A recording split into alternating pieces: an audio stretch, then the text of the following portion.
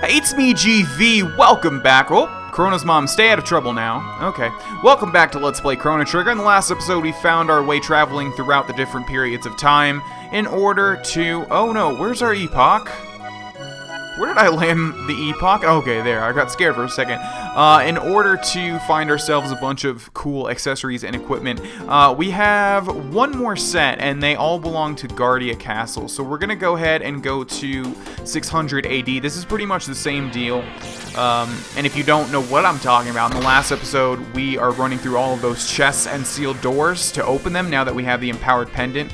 And there's a couple that belong to 600 AD and I'm also going to save the game, and 1000 AD. You want to go to the 600 AD ones, go to the chests, say that you don't want to take them. Oh, you know what we need to do? First thing that we need to do actually is switch out Marl. So let's do that. Oh, can we not? Okay, I guess we need to go to the end of time.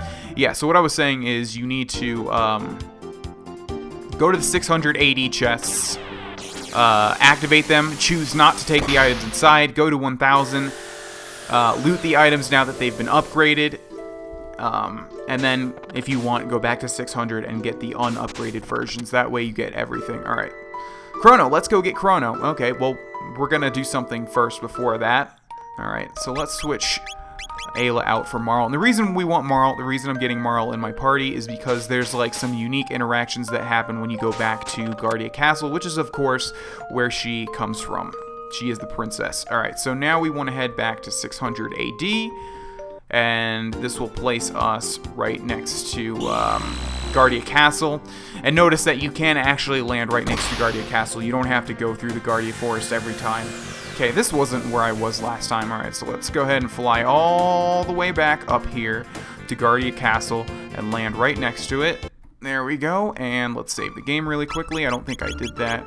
Actually, I do think I did that. Alright, and now we want to go to the castle itself and head up here. Okay, so let's see what's going on here first of all. We destroyed Magus' troops and we owe it all to Chrono. Frog, you're magnificent. I knew you'd do it. I was thinking about making you knight captain. I'm afraid 'tis not for me. Okay. Same thing. We have the chef here. Yeah. I know. Okay, I guess the rule about talking to every NPC twice doesn't really apply to Chrono Trigger because they seem to say the same things.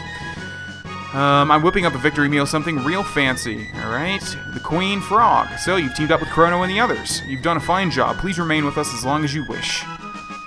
My heart is glad. Thank you, my liege. You're alive! Although we did sustain major casualties, we wouldn't have made it without you. Anyway, we all must work together to rebuild the Kingdom of Guardia. We're all in this together. Frog, thanks again. You deserve the title Knight. Waste not such precious words on me. Oh, Frog is so honorable. My favorite character. Chrono, my thanks extend for generations to come. Chrono's not in this party. Can't you tell? Alright, what we're going to do now is we're going to go up here. I do believe there is one of those chests either on this side. There we go. Something inside is reacting to the pendant. Take out what's inside? No. Again, we want to say no because if you do that, the pendant will upgrade, or the box will upgrade, and then you can loot the upgraded version in the future. Okay, I just want to double check that I'm not missing any. I'll go ahead and run through the other side really quickly. Okay, that takes care of all that. Now we're going to head back into the epoch and travel forward 400 years into the future and loot all of that upgraded stuff. Now, I should note that you can start doing all of the side quests, and there's not a lot. I think there's like 4 or 5. You can do that stuff right now if you wanted to. However, we're going to hold off on that sort of stuff. And also, if you remember, we're not really welcome at the Guardia Castle in this time period. Princess Nadia. I've been worried, Princess. I understand your pain, but the king really only cares about his realm. Yes, even when your mother, Queen Eliza, passed away, he worked all day. No one could do that. It's inhuman. Oh, child, it's ancient history now. Tell me more. This may be difficult. Well, Queen Eliza's condition suddenly changed for the worst. She desperately wanted to see the king one last time, but he couldn't find the time to drop by. Are you kidding me? How could you be that terrible of a person? Said he had some work to do, but knowing nothing about death, you waited faithfully by your mother's side. Eliza passed away in sorrow. It's as if the king indirectly killed her. Such a shame. What? Father killed my mother? But what do I know? There are reasons for everything, right, dear? Now, so glad to see you back again. Please go and visit the king. Okay. Let's go ahead and go into the throne room where the king is waiting. Oh, Nadia. What do you want? I'm not giving in to your demands. It's your fault for leaving the castle and letting these hoodlums in here. You might as well beg for bread on the street corner. Stop it! They're my friends! They're a disgrace to this family. Father, you care more about your country than me or Mother. What? You killed Mother. Get out of here this instant. I never want to see your face again. Good riddance.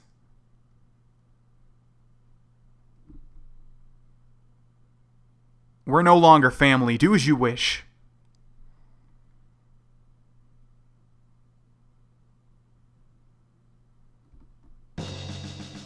Okay. Now, it always bothered me that there's really no resolution to this in this game. I don't really know why. Also, I think we missed an opportunity to have another interaction.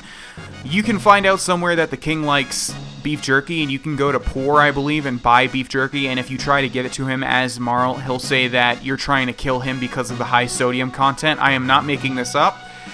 So yeah, I think we missed out on that, but that's what happens there. Oh, woe is me. Yeah, alright, so let's go ahead and head up the right here, or the left, I mean, and find that box. And we also have another box here, which has one elixir, which, to be quite honest, I don't even know what that does. I'm assuming it just, like, heals your whole party or something. Here's the box, and then we have a red vest. Oh, no, we have the red mail, of course, because we upgraded the red vest, which, of course, will absorb fire damage. Let's see if we can't talk to the king. The king is deeply concerned about Princess Nadia. Doesn't seem that way, but being a king, he keeps it all locked up inside. That's no way to behave. After his wife's death, he only lived for Princess Nadia.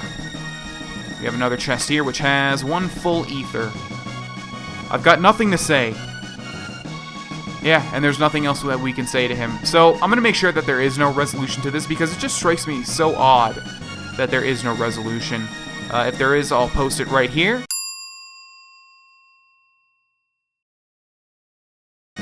If not, we'll continue on. I'm going to go ahead and search the rest of this castle, make sure we're not missing anything, and then I think we're pretty much done. Okay, I actually did get a hyper elixir, I think. Either that or a hyper ether. And here's a mega elixir. So yeah, definitely want that stuff. And we have 3 people here that we haven't talked to before. I'm in charge of the princess's education. I'm in charge of her physical education. I'm in charge of her discipline, and she's missed almost every lesson this year. Okay, time to return to the epoch. Actually, I just realized we need to go back to 600 AD and loot the boring stuff. I will do that off camera because I don't think you guys need to see that. Okay, so now that we have all of that sweet stuff, our next stop is the end of time. You'll notice there are no boxes or seals in 65 million BC. There are some seals in 12,000 BC. But that's of course because that's where they originate. Okay, so we're going to disembark on the end of time, or at the end of time, I should say. Pop, pop, pop. We're going to get Ayla back into our party. Yes, okay. And we can also hear her theme music. Let's switch her out for Marl. And let's hit the bucket. And let's save the game. Okay, now, usually what would happen is you'd come here, you'd talk to this guy, he'd give you the Chrono Trigger, but of course that already happened. Then, what we want to do is we want to go to 2300 AD again, and you'll see why in a second. Full speed ahead, yeah. If you remember, someone told us, I think it was Gaspar, that we need to head to the future and talk to the guy that made the Wings of Time, which is what we're flying in right now, or the Epoch. And that would be Balthazar, or Balthazar in this game. And, yeah, we need to see what we need to do to resurrect Chrono. Luckily for us, we don't have to go through sewer access this time. We can simply just fly over to wherever it is. Where is it? There's the there's the Protodome.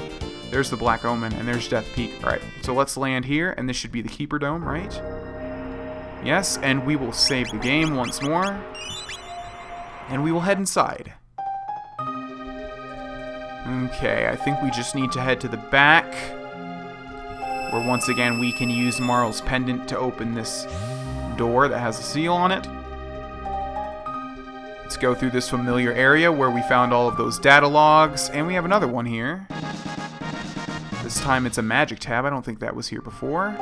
Let's use that before I forget about it. Magic, magic, magic, magic, magic, magic, magic, magic, magic, magic, magic, magic. There we go. Okay. Magic tab for Magus. Alright. And we have this familiar new sleeping in front of the door. Oh, sorry. On Death Peak. Let's try that again. On Death Peak, you will find the power to restore life. But to activate this power, the deceased must be important to the space-time continuum. I'd say Chrono is. And you must have a clone identical to that person. Only then can a Chrono trigger work its magic. Enough. The time has come for you to attempt Death Peak. It's the only chance you have of reviving your friend. Also, if we don't have the clone before this time, he tells us to go to 1000 AD and get the clone from that guy in that tent. So that's how you know that. The last program I've implanted in this creature's memory banks will help you up the mountain. Stand back.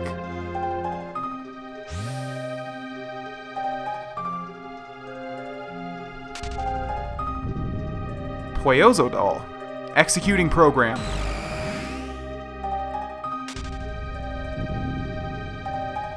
Executing program.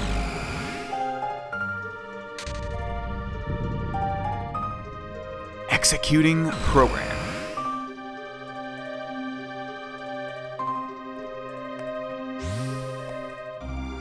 The 3 entities you saw will help you climb Death Peak. This ends my message. Now I must ask you for a favor. This creature has executed its program. Please let him sleep. The switch is on his stomach. Switch the creature off? Yes. Okay. This creature sleeps beyond the flow of time. And we're done here. We are nearing the end of this Let's Play, ladies and gentlemen. We're not too close, but we're getting pretty close. Our next objective is to head to the top of Death Peak, or Death Mountain, to, I guess, Death Peak, and attempt to resurrect Chrono. So, there's Death Peak. Oh, it is called Death Peak, okay. We're going to save the game, and we're going to head inside.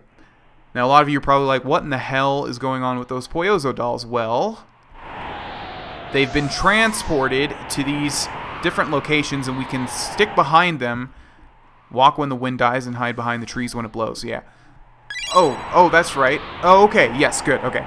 Yeah, so we can stick behind them, and when we activate them, they form a tree, and we need to wait for the wind to stop, and then we need to move forward and get behind another tree. There we go.